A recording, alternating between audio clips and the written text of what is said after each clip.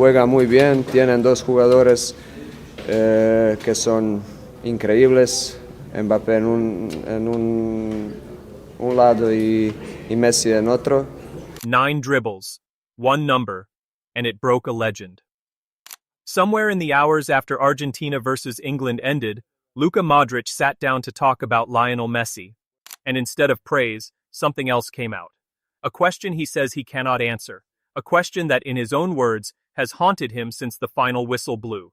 And it isn't a question about Messi, it's a question about himself, about every single player from his generation, about whether everything he thought he knew about what a football career is supposed to look like was wrong. This is not a highlight reel reaction.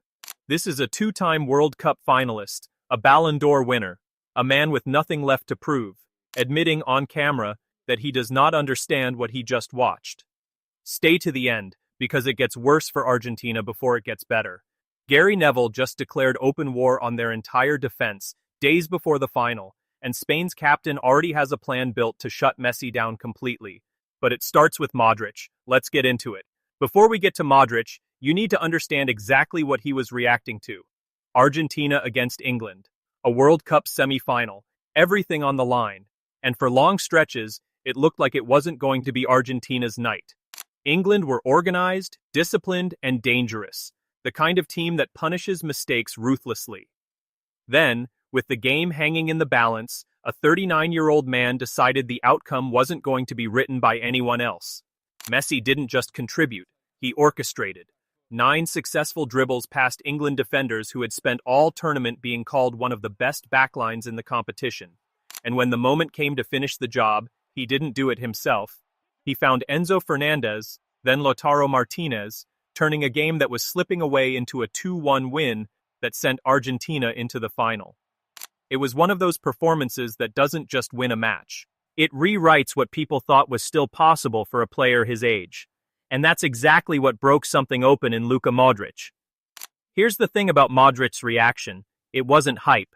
It wasn't a soundbite for the cameras. It came from a place that almost no active pundit can speak from, because almost nobody else on television has actually lived what he's describing. Modric said there's a question that has haunted him since the final whistle in Argentina versus England ended. And it's not a question about Messi, it's a question about himself, about everyone who has played alongside his generation of footballers. The question is this: how do you make sense of what you just watched? How do you reconcile the fact that a 39-year-old man can still do things that you, in the prime of your career, physically could not do? Think about who is saying this. Modric played at the very top of world football into his late 30s himself. He knows, better than almost anyone alive, exactly what it costs to defy time on a football pitch. So when he speaks about Messi, he's not speaking as a fan dazzled by highlight reels. He's speaking as someone who fought the same war against age, and lost pieces of that war, like every player eventually does. And from that position, from someone who has been in the trenches of aging as an elite athlete, he says what Messi did against England is extraordinary. Not good for his age, not impressive considering. Extraordinary. Full stop, measured against players who've stayed at the very top for a long time, himself included. 9 dribbles. That's the number that broke him. Modric zeroed in on the dribbling specifically, and if you understand football at his level, you understand why. Dribbling is the very first thing a player loses to age. Not passing, not vision. Those can actually improve with experience and game intelligence. But the ability to beat a defender one-on-one in a tight space, using your body and your feet in real time under real pressure, that's the first casualty. Every player who has ever aged out of their physical prime knows this truth intimately. Modric lived it himself. He described how he had to lean more and more on intelligence and game reading as his body stopped allowing him to do what it once did in his 20s. That's the natural universal trade. You lose the raw physical tools, so you compensate with experience. Messi didn't make that trade. That's what stunned Modric. Messi retained the very ability that everyone else loses first, at an age where everyone else has already lost it. And it's not a small detail. It directly contradicts everything a player of Modric's caliber has learned, through his own body, about how football careers are supposed to age. The stat that really got him wasn't even about this World Cup. Modric pointed out that these are the same numbers, the same kind of dribbling output, that Messi was producing against Germany back in 2010.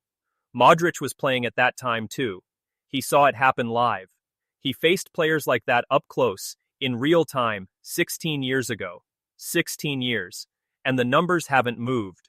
For Modric, that's the detail that turns admiration into genuine disbelief. Time changed every single player from that generation, himself included. Most of his peers from that era have already retired. The ones still playing are doing so at a completely different, diminished level compared to their peak. That's not a criticism. That's just what age does to elite athletes, no matter how gifted they were. Except Messi appears to be operating completely outside that rule. And Modric was careful to say this doesn't make him feel small or inferior. It makes him proud, because he got to share an era and a pitch with someone operating in a category by himself. Then there's the number that reveals a different kind of genius. 12 assists at this World Cup, 10 of them coming in the knockout rounds alone. Modric, who spent his entire career as a playmaker, understands exactly what that number means. Creating a chance in a routine match against a weaker opponent is one level of difficulty. Creating one in a World Cup knockout match, under suffocating pressure, against a defense that has studied exactly what you want to do and is set up specifically to stop it, that's an entirely different sport. What Modric is describing is a player who evolved. In his younger years, Messi's game leaned heavily on explosive one-on-one ability. Now, Modric says, he reads the game with a maturity that only comes with time. He sees teammates earlier, times his passes better, thinks a half step ahead of where he used to. Normally, that's exactly the trade every aging great makes. You give up athleticism, you gain wisdom. But according to Modric, Messi did something almost nobody does. He kept the wisdom and the athleticism. He stacked the intelligence of age directly on top of the physical gifts of youth, instead of trading one for the other. That, Modric says, is what makes this almost unique in the history of the sport. And then Modric said the part that turns this from a football story into something much bigger. He wanted to talk about something he says most people don't notice. What Messi is doing at 39 isn't just talent. It's discipline, applied with a level of consistency that borders on obsession. Every meal, every hour of sleep, every extra recovery session after the rest of the team has already gone home. To keep a body capable of 9 explosive dribbles at this age requires a level of sacrifice that very few human beings, let alone professional athletes, are willing to sustain for 2 straight decades. Modric lived through his own version of this in his final years, needing more recovery time after every single match.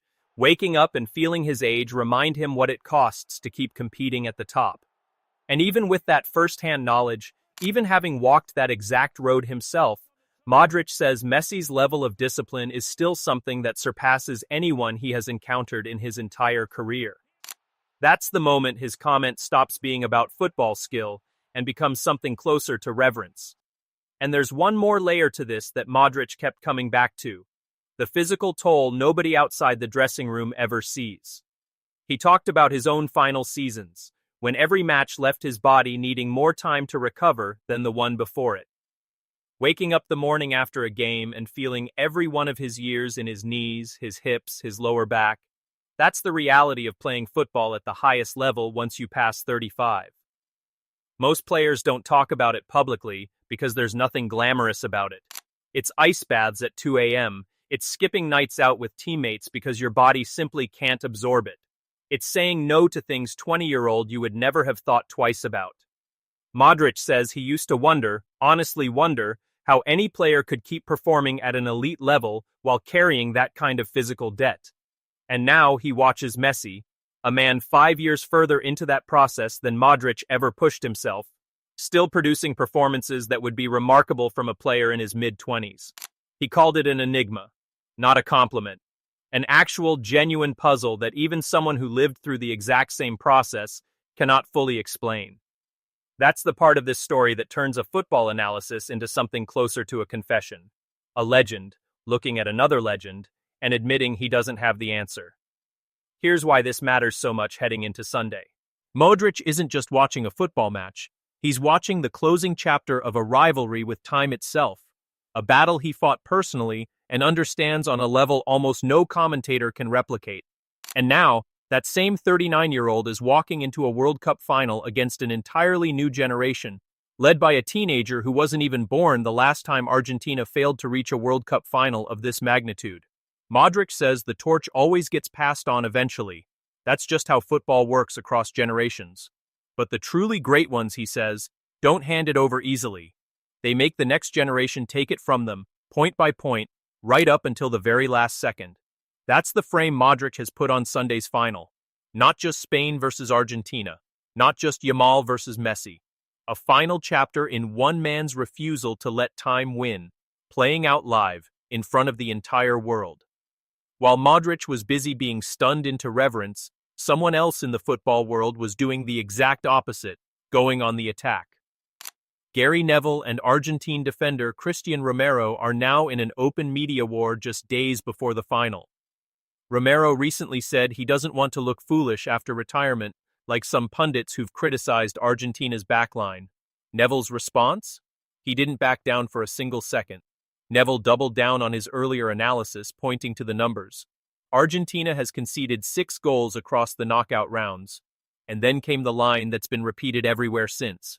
If Argentina didn't have Messi up front, their central defenders would need to hug him every single day, because he's the one constantly bailing them out. Neville's argument is that Messi's brilliance is masking real defensive fragility, and that Romero, while gutsy and full of character, swings unpredictably between fantastic and catastrophic performances. It's a bold claim to make about a team one win away from lifting the trophy, and it's already lighting up the Argentine camp's group chats. And then there's Spain's captain, Rodri, who turned 30 just weeks ago and is walking into this final with a very clear plan. Rodri says the key to stopping Messi isn't physical confrontation, it's positioning. Keep him away from the box. Press him early, in advanced areas, before he can turn a half chance into a full one. He's called Argentina a more cohesive, possession-heavy team than the France side Spain just eliminated in the semis, which tells you Spain isn't preparing for a repeat performance. They're preparing for something completely different. But even with a plan built specifically to stop him, Rodri couldn't help but pay tribute to Messi's career, calling it incredible that a player can still be operating at this level, still be the best player at a World Cup, at 39 years old. Rodri also had praise for his own teammate, 19-year-old Lamine Yamal, saying what impresses him most isn't the flair, it's Yamal's work off the ball and his sacrifice for the team. And Rodri says he's hoping this is the tournament where Yamal has his defining moment. So here's where we stand heading into Sunday. Modric, stunned into something close to disbelief by what a 39-year-old body is still capable of. Neville, openly at war with Argentina's backline days before kickoff. Rodri, building a plan specifically designed to cage the very player Modric just called impossible to explain. One final. One goodbye tour that refuses to end quietly, and a teenager waiting to see if this is finally the night the torch gets passed. Who do you think wins it? Messi's Argentina or Yamal's Spain? Drop your prediction in the comments before kickoff on Sunday, and if you don't want to miss how this story ends, make sure you're subscribed and have notifications turned on, because whatever happens Sunday, we'll be breaking it down right here.